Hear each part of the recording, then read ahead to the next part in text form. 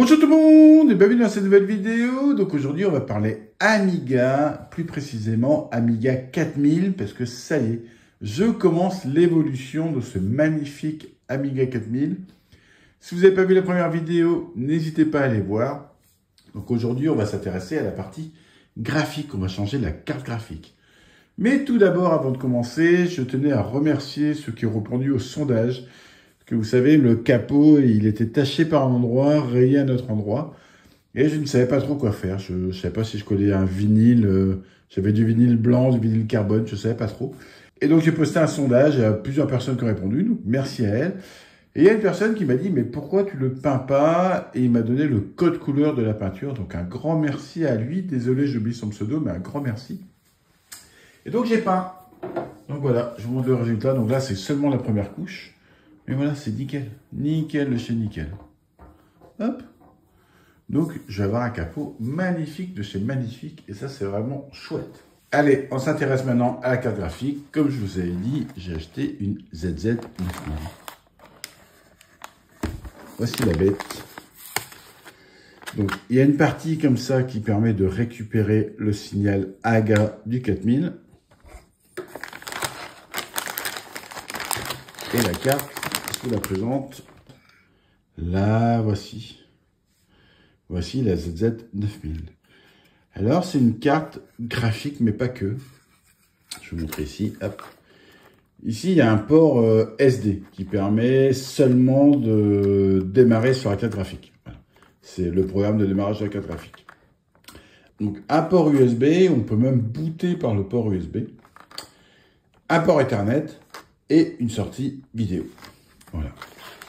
Voilà la carte. Et la carte, en plus, dessus, il y a un ARM 7, je crois, de mémoire, à 666 MHz, en double corps. Il y a un corps qui est utilisé donc, pour la gestion de la carte graphique, et un corps qui est disponible directement pour l'Amiga. Et ça, c'est une dinguerie. Ils ont carrément filé un SDK de dev. Et donc, on peut, si on veut, si on est très motivé, mais voilà, c'est possible qu'une personne très motivée fasse par exemple un portage de Firefox, par exemple, en ARM, et que ça tourne directement, nativement sur l'Amiga. Voilà.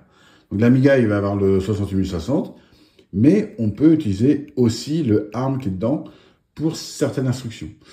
Donc là, par défaut, c'est surtout utilisé pour le décodage MP3, décodage JPEG et tout ça. Mais on peut faire des programmes qui tournent nativement en ARM directement à partir de l'Amiga. Et ça, c'est une immense dinguerie. Donc voilà la carte. Je vais la mettre en place. Donc pour la mettre en place, c'est très simple. Hop.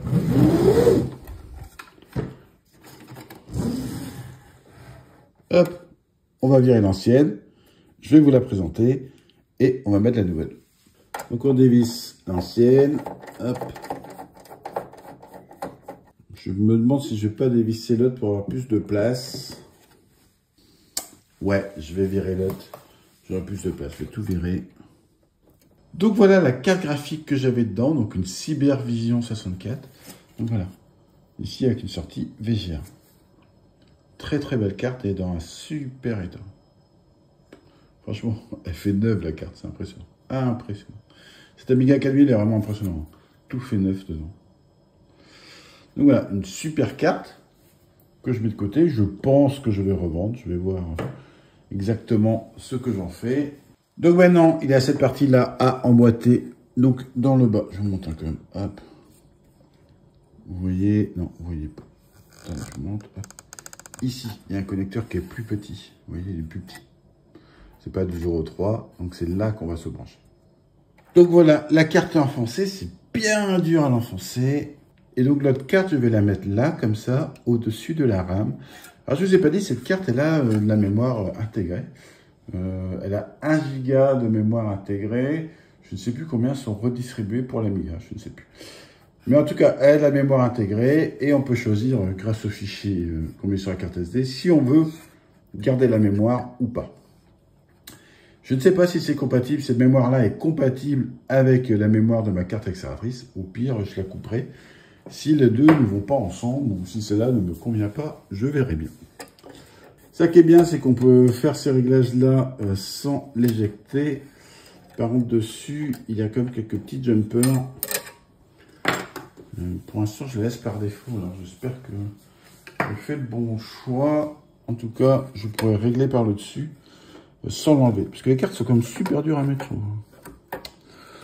Alors, ici, je branche ceci qui permet de récupérer, hop, le signal de la petite carte. Par contre, ouais, ça me bloque un port. C'est pas grave. Donc ici, enfin, c'est pas grave. C'est pas grave parce que là, j'en ai pas l'utilité, mais c'est vrai que ça pourrait être un peu gênant. Ou alors, il faudrait vraiment le tirer et faire aussi la boucle. Ouais, ça pourrait être ça aussi. Donc ici, pour l'instant, je vais laisser vide. Ici, je vais remettre la octagone. Donc voilà, elle est remise. C'est vraiment costaud, elle est emboîtée. Donc ouais, j'espère ne pas avoir à le refaire en trop souvent. J'espère ne pas avoir besoin de changer les jumpers sur la carte graphique. Normalement, ils ont mis par défaut et c'est le mode qui me convient. J'ai pas vérifié, j'ai fait peut-être la bêtise. Et après, normalement, pour tout le reste, j'ai pas besoin de toucher à cette partie-là du 4000. Après, je vais m'occuper de l'autre partie. Donc cette partie-là, normalement, je suis pas obligé de redémonter. Les seuls rajouts, je me suis commandé un Blue SCSI, donc je vais le mettre ici. Donc un disque dur SCSI.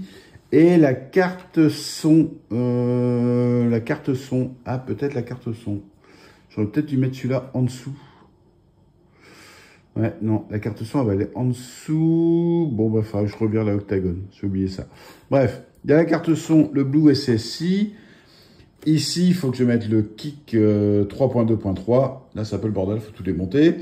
Là, je veux changer le ventilateur parce qu'il fait trop de bruit. Et puis la carte accélératrice qui sera changée quand elle sera arrivée. Normalement, elle arrive cette semaine. En tout cas, pour aujourd'hui, on est déjà pas mal. Je ne sais pas si la carte graphique est prise directement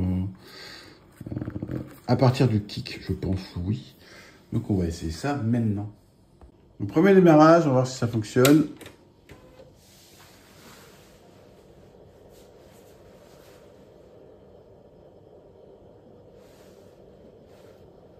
Il m'a affiché HDMI, donc s'il prenait un signal.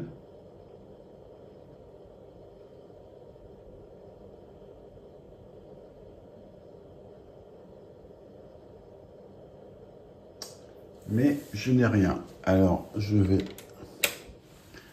vérifier comme c'est un problème sur la carte SD. On va tester ça.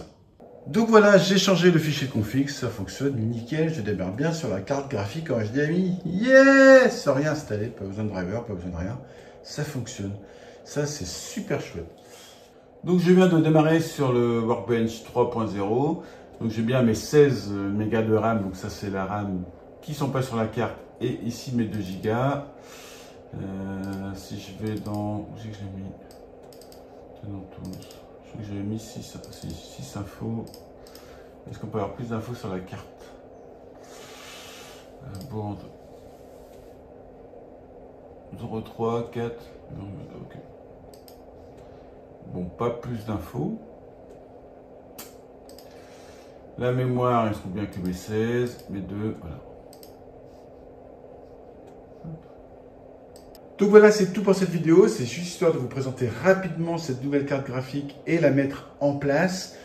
Une fois que j'aurai reçu ma carte accélératrice, que j'aurai changé les kicks, que je serai en 3.2.3, que j'aurai tout installé, tout configuré, je vous reparlerai à ce moment-là de la carte graphique. J'aurai fait différents tests. Je vous dirai comment elle boot, si ça boot rapidement ou pas. Parce que là, pour l'instant, l'image de démarrage met du temps à venir. Je ne sais pas si c'est un de mon écran ou si c'est une config. C'est pour ça, pour l'instant, je ne vous en parle pas trop. On va tester bien sûr le mode RTG, on va tester plein de choses avec, on va tester l'USB, l'Ethernet et tout. Donc ça sera une fois que j'aurai fini de tout installer, tout configurer. Je vous en parlerai plus en détail. Allez, c'est tout pour cette vidéo. Bye bye tout le monde.